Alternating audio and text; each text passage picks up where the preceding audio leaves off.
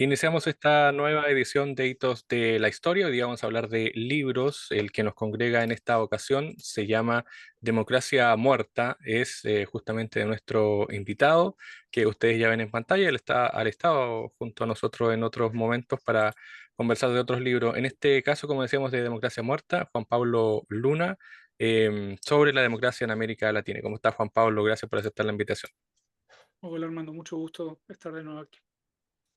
Bueno, hablemos del libro porque no sé si puede ser la continuación de otros temas que tú has venido tratando. Está también un análisis que hace justamente en este libro específicamente de América Latina, pero no sé si es como un nuevo eslabón dentro de los libros que has venido publicando anteriormente. En parte sí, en parte no. En parte sí, en el sentido de que es un libro más pensado para el público general y para la discusión, digamos, de ideas, digamos, más allá del ámbito académico. Eh, y eso tiene que ver con libros anteriores que he publicado en Chile. Por otro lado, es un libro más monográfico, es un ensayo más bien, más que colección de columnas, que era lo que usualmente publicaba, digamos, para este tipo de público. Pero sí es un trabajo que de alguna forma trata no sé si de resumir, pero sí de poner, digamos, sobre la mesa temas que he ido investigando en el contexto académico sobre América Latina, que tienen que ver con un libro de texto que coautoré hace unos años sobre la política de América Latina en términos comparativos, que tiene que ver con trabajo de investigación que estoy haciendo sobre el fenómeno del crimen organizado y la relación con la política, etcétera. En ese sentido, Y el libro lo que hay busca es como una poner de las todo preguntas. eso en conversación, perdón. Sí. Te iba a preguntar a propósito de lo que se dice generalmente durante los últimos tiempos, que es este florecimiento de los populismos, ¿no es cierto? ¿Cuánto impacto tiene eso? Y no sé si es una respuesta, por así decirlo, lógica a lo que está sucediendo en la crisis democrática de América Latina, o son dos temas totalmente distintos. Sí, yo tengo una visión como ambigua respecto a eso. Creo que por un lado le estamos dando demasiado peso al populismo como problema en sí, ¿no? Y creo que en realidad lo que hay, lo que refleja eh, la adhesión que generan estos nuevos liderazgos es más bien una crisis de representación política, una crisis de las estructuras de intermediación tradicionales como los partidos políticos y creo que hay que entender mejor eso, de dónde viene, por qué sucede, más que centrar tanto el análisis en estos liderazgos que son muy estridentes, digamos, que llaman mucho la atención, pero que al mismo tiempo, si uno mira, digamos, cómo les ha ido, no solo en América Latina, sino en el contexto global, tendemos a enfocar mucho la atención en aquellos populistas a los que les va razonablemente bien, o sea, aquellos que logran, digamos, mantenerse en el poder, generar una impronta. Pero hay muchos otros casos de liderazgos que irrumpen de esta manera, que en realidad pierden poder muy rápido, ¿no? Y que no logran consolidar nada demasiado novedoso, ¿no? Entonces, y de alguna forma vuelven a alimentar estos problemas de insatisfacción y de al mismo tiempo vaciamiento de las estructuras de representación que yo creo que son lo que hace a la crisis más estructural de la democracia, ¿no? Y a propósito de la democracia, ¿cuáles serían, a tu juicio, los factores estructurales que van marcando esta decadencia democrática, como tú lo has llamado en el libro? Mira, yo creo que es bastante eh, evidente que hay cambios sociales muy brutales en los últimos 30, 40 años, que tienen que ver, por un lado, con el, el- el decaimiento de la sociedad industrial, el advenimiento de una sociedad postindustrial, hoy, a su vez, fuertemente tensionada por la irrupción de fenómenos como los de las grandes compañías de datos, ¿no? Que están, digamos, como reconfigurando el capitalismo y las formas de producción tal como las conocíamos, y también, digamos, las formas de sociabilización humana, ¿no? Entonces hay una serie de cambios estructurales a nivel social, por un lado, y por otro, un tema que a mí me interesa enfatizar bastante es la debilidad creciente de los estados-nación, ¿no? La democracia surge, digamos, como la democracia moderna, la democracia liberal, surge en el contexto de dos macroestructuras, la sociedad industrial, ¿no? Y al mismo tiempo la consolidación del Estado-Nación como el área territorial en la cual se ancla el régimen político, ¿no? Y hoy tenemos, por un lado, una vuelta a los nacionalismos, ¿no? Una vuelta, digamos, si uno mira a Trump hoy, digamos, lo que hay es una política fuertemente nacionalista, una retórica fuertemente nacionalista, pero eso más bien esconde un debilitamiento relativo del poder de los estados, ¿no? Entonces tenemos, y de ahí, digamos, me parece viene parte de los problemas que tenemos un régimen político, unas instituciones democráticas que funcionaban bien en el contexto de sociedades industriales, en el contexto de estados-nación, pero que están mal adaptadas al tipo de sociedad, al tipo de dinámica de poder y soberanía que hoy se ha configurado en el mundo, ¿no? Y ante eso, no tenemos y no hemos pensado lo suficiente formas de reconstituir y de repensar y de adaptar el ideal democrático liberal a estos cambios estructurales que lo tienen en jaque, ¿no? O que tienen en jaque a la institucionalidad tradicional, ¿no? Y un ejemplo de eso, por ejemplo, son los partidos políticos. La crisis de la representación de la cual comencé hablando tiene que ver con el debilitamiento de los partidos políticos, porque los partidos políticos ya no pueden generar representación y legitimidad como lo hacían en una sociedad industrial, en el contexto de estados que tenían poder para mover la aguja en términos de política pública para un lado o para otro. Y a propósito de los partidos políticos y a propósito también de esta crisis, eh, Chile pasó por una crisis, han venido los otros países de Latinoamérica también, y en algún momento dice, bueno, no sabemos en qué va a terminar, pero la democracia sigue resistiendo o sigue aguantando. ¿Cuánto tiempo más puede seguir así la situación, pensando en estas crisis que vuelven cada cierto tiempo y que en algún momento van a golpear definitivamente y no sabemos dónde, en qué va a terminar? Sí, y de hecho si uno mira no solo América Latina, y no principalmente América Latina, sino el mundo, lo que uno ve es que los tránsitos más frecuentes hoy son entre países que eran democráticos y que se están volviendo más autoritarios, ¿no? Y no al revés, ¿no? Entonces, eh, yo planteo, digamos, en el libro, digamos, que hacia el final que hay dos opciones. O nos tomamos esta crisis en serio y empezamos a, de alguna forma, intentar dar respuestas a estos problemas de la democracia, hacerse cargo de estos problemas y ver cómo es posible eventualmente responder al desafío, o estamos en una deriva en la cual básicamente lo más probable es que terminemos con regímenes autocráticos o con regímenes menos liberales, ¿no?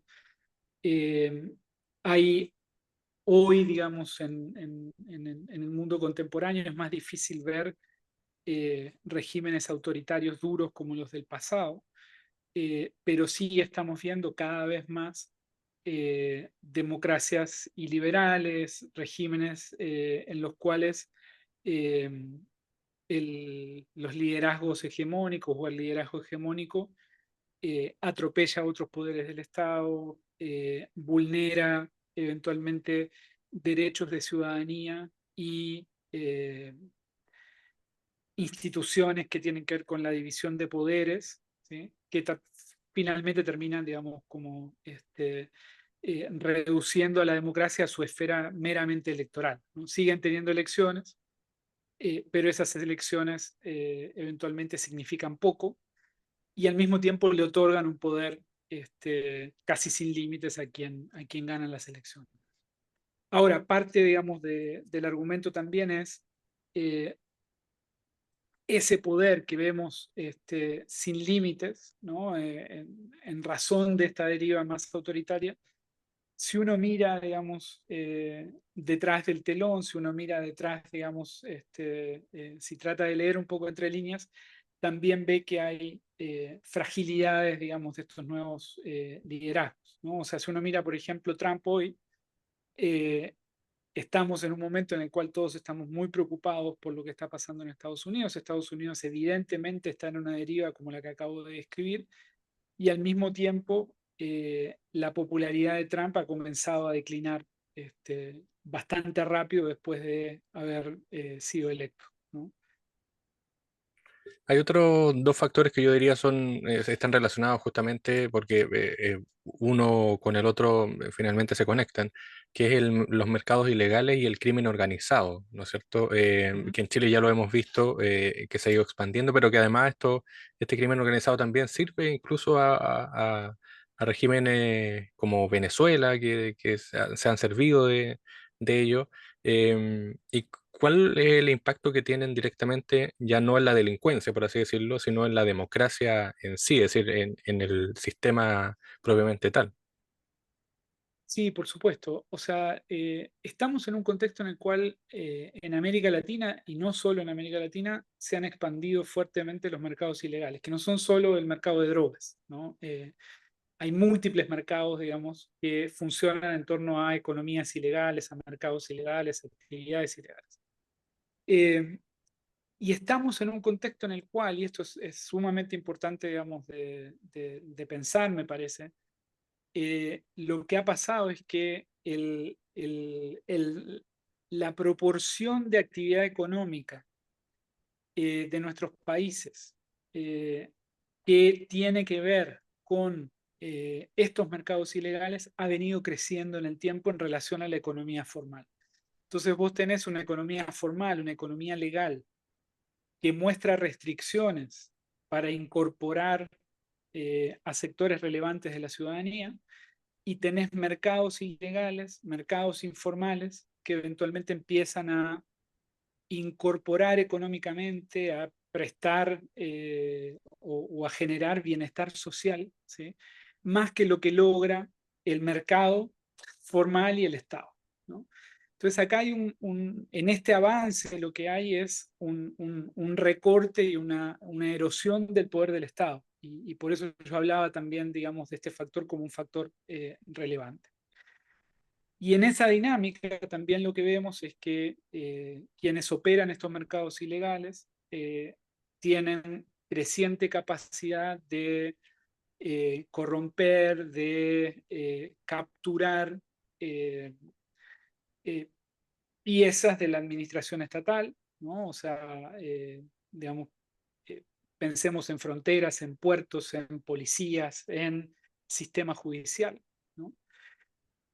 Eh, Tienen la posibilidad también de amedrentar eh, a actores estatales que no quieran, digamos, plegarse, digamos, a sus demandas, y han comenzado desde hace mucho tiempo a financiar la política en buena parte de la región, ¿no? Entonces, también han empezado a capturar el sistema institucional, no solo, digamos, desde la pata estatal, sino también desde la pata sistema político.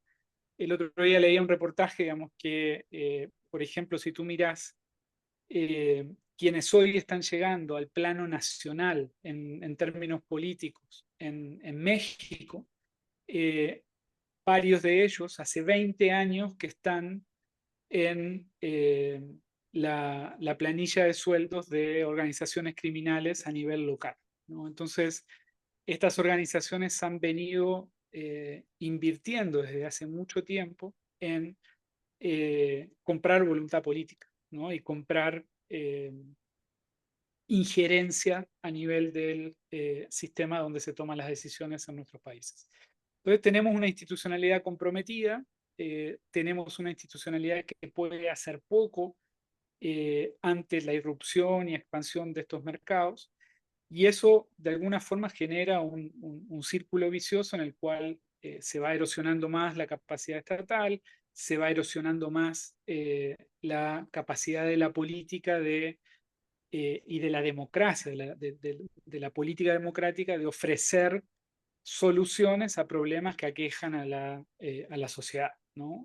Por ejemplo, si tú se habla mucho de narcotráfico, pero si pensemos en extorsión, la extorsión es uno de los mercados con más fuerte expansión en América Latina. La extorsión genera costos inmensos para la población, ¿no? Mucha de la gente que está migrando desde Centroamérica a Estados Unidos te dice que están migrando por el costo de la extorsión, porque ya no puede trabajar por las vacunas que le cobran, ¿no? Llega un momento en el cual eh, todo se cae, digamos, digamos, el trabajar ya no tiene sentido, digamos, en estos contextos.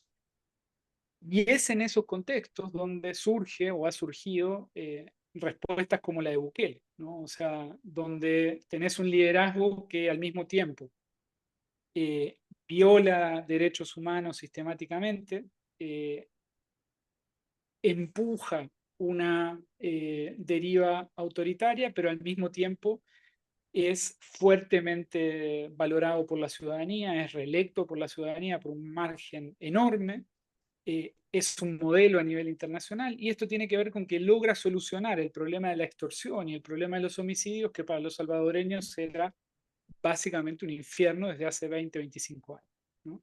Entonces, esa es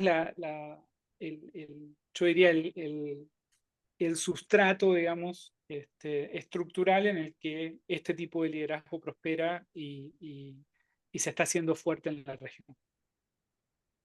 Y a propósito de eso, ¿cómo podríamos repensar la democracia actual pensando en estos factores que también están compitiendo para adecuar la democracia a sus propios intereses? Es decir, no es solamente que la democracia esté en crisis, sino que hay ya factores que quieren dominar la situación frente a partidos políticos o grupos políticos que ya no dan el ancho, que ya no tienen, por ejemplo, popularidad o apoyo, sino que son solamente cargos políticos que se ganan en elecciones, pero que finalmente en la realidad la gente está desconectada. ¿Cómo repensar esta democracia para finalmente no caer en, no sé si en Bukele, pero sí en algo que finalmente va a ser una disminución de los derechos y también de las libertades para las personas, al fin y al cabo? Mira, yo no tengo una respuesta para eso y no te voy a dar una respuesta coherente, ¿no? Pero yo diría tres cosas con sus limitaciones. Por un lado, necesitamos repensar la institucionalidad democrática, ¿no? Por ejemplo, si el poder se ha fugado de los estados-nación, si, por ejemplo, es muy difícil cobrarle impuestos y regular a las grandes compañías de datos, ¿no? Que son hoy muy importantes, por ejemplo, en generar empleo y en generar actividad económica, ¿sí? Tal vez necesitemos repensar la institucionalidad democrática a nivel supranacional y no solo a nivel local, ¿no? Ahora, te estoy diciendo eso y estoy sumamente consciente de que en el mundo actual estamos más bien hacia eh, viviendo la crisis del multilateralismo y viviendo la crisis de esa institucionalidad internacional que necesitamos para solucionar los grandes problemas que tenemos por delante, como también el cambio climático, etc. Eso por un lado. Por otro lado, yo te diría, bueno, si no podés hacer reformas institucionales rápido, ¿sí? eh, tal vez la apuesta sea a los liderazgos, ¿no? Eh, Dicho eso, digamos, necesitamos liderazgos excepcionales que nos saquen, digamos, y que nos lideren, digamos, hacia algún tipo de solución democrática a este intríngulis. ¿Cuál es el problema que veo con eso? Es que la dinámica política, la dinámica, digamos, de competencia electoral que hoy tenemos configurada, lo que hace es atrae a la política liderazgos más bien estridentes, más bien superficiales, que rompen, digamos, con estructuras colectivas, ¿no? Entonces, y al mismo tiempo, yo siento fuertemente que la política hoy genera un sesgo de selección negativo, o sea, gente que eventualmente interesada en mejorar las cosas, ve cómo funciona la política y se queda en su casa o canaliza esa vocación por vías alternativas a la política, ¿no? Entonces, tenemos un problema de selección de liderazgos que hace poco probable que los liderazgos nos saquen de este asunto. Y lo tercero es, y esto está relacionado con lo primero que te decía, necesitamos tal vez repensar el nivel al cual estructuramos el régimen político y sus consecuencias. eh, Tenemos que empezar a pensar con mucho sentido de urgencia, ¿sí?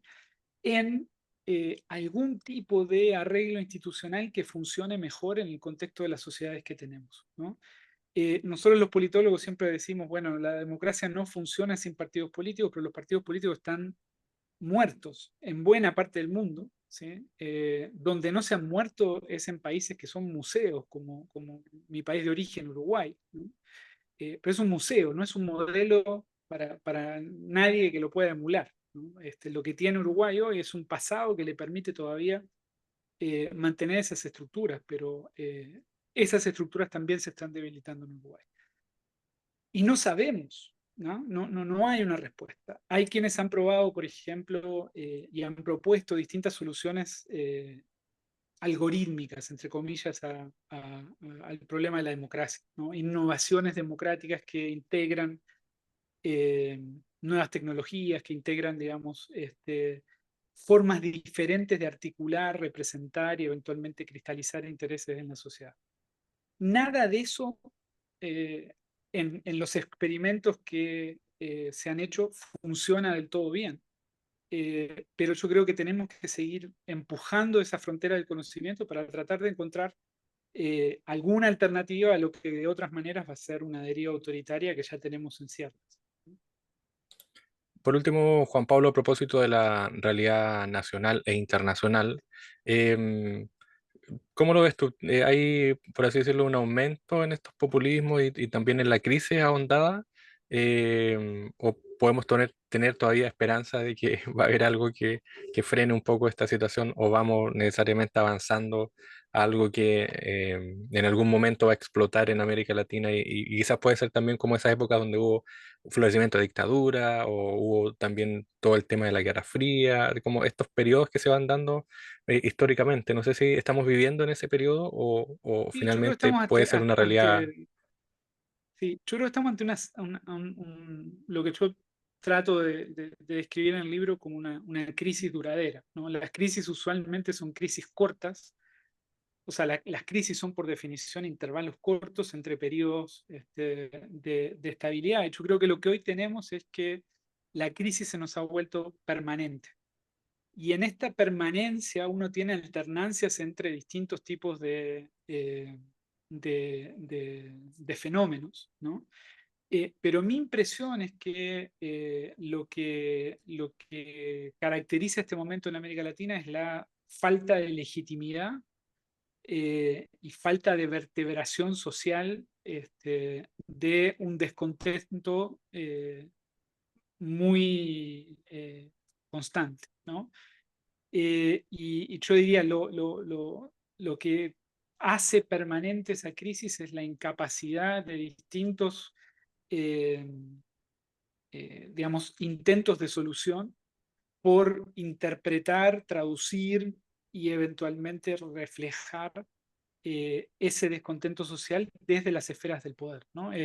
Uno puede pensar en este sentido en el caso chileno, ¿no? O sea, el caso chileno tenés, digamos, pensando en el estallido, esta irrupción, digamos, de descontento en las calles, intentos por responder a eso, ¿sí? Que terminan siendo intentos fallidos, ¿no? Está por verse qué pasa con fenómenos como el de Milei, por ejemplo, ¿no? Donde uno podría decir, bueno, en el caso, digamos, argentino, donde ya había habido estallidos previos, ¿sí? Lo que hay es un estallido electoral, y esto se ve en otros lados también, ¿no? De una parte significativa de la población, ante el hastío con lo que Milei llama la casta, vota en contra del sistema y elige algo que se ve como muy diferente, ¿no? Está por verse, digamos, cuánto logra perdurar Milei, pero para mí ya es claro que Milei tampoco logra, digamos, responder y, digamos, generar una salida que cambie, digamos, estructuralmente el lugar de alternancia entre fuerzas políticas con problemas de legitimidad, con problemas de representación en Argentina tampoco, ¿no? Uno puede pensar también en el caso americano, ¿no? O sea, la presidencia de Biden, ¿no? En el momento, digamos, en que se elige a Biden, y Biden derrota el intento de reelección de Trump, uno dice, bueno, acá hay un freno, ¿no? Y lo que pasa 4 años después es que vuelve Trump. Entonces lo que tenemos es más bien una alternancia entre opciones rivales, ninguna de las cuales logra asentar su poder y sacarte, digamos, de este descontento más bien permanente que viene, para volver al inicio, en buena medida, de los factores estructurales, ¿no? De una sociedad postindustrial, tecnofeudal, para usar el término de moda, que genera frustración en un sector importante de la población, que genera problemas de empleo, eh, de empobrecimiento relativo, ¿no? Que genera y ambienta, digamos, una polarización entre grupos cada vez más encapsulados, pero cada vez más radicalizados, ¿no? Un Estado desbordado, digamos, en términos de su capacidad de generar política pública que a la gente le haga sentido y le genere condiciones diferentes. Y en ese contexto, digamos, la política se nos queda corta. La política como la conocemos, digamos, es más bien un conjunto de instituciones impotentes. Juan Pablo Luna, doctor en ciencia política, autor de Democracia Muerta, este libro que nos habla justamente sobre el rol de la política y también la democracia hoy día en América Latina. Juan Pablo, muchas gracias por el tiempo, éxito también en tus labores. Gracias a ti, Armando. Un abrazo.